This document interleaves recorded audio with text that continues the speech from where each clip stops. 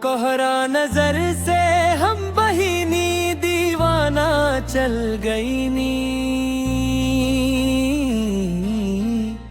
मारी गाँव में आके तू फिर आई ना सोनिया। बलरामपुर से गौरा चौराहा तक बाटे राह तिहार, तू मुड़ के देख ली हलूना टूट गई नी हमर प्यार।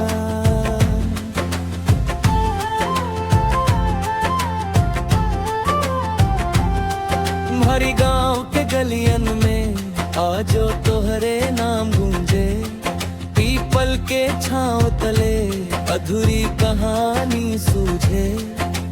बरसात आई सावन आई तोहरे बिना हर खुशी रूठ गई नी।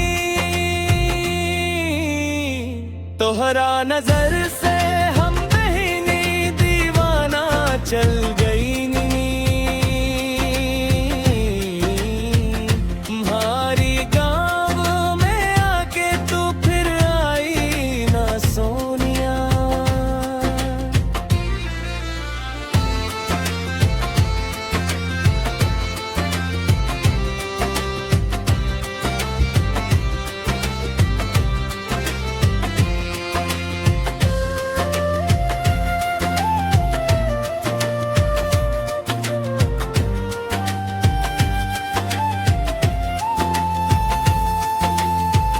गौरा चौराहा खड़ा रोवे पूछे रोज सवाल, कब आई सोनिया वापस कब मिटे दिल के ज्वाल।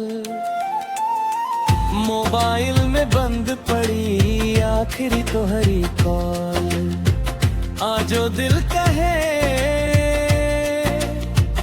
एक बार आजा बस एक बार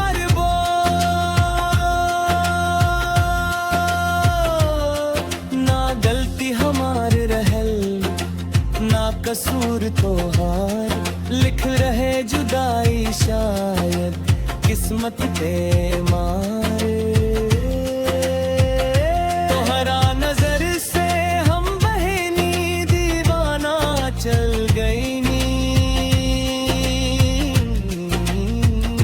हमारी गाँव में आके तू फिर आई ना सोनिया।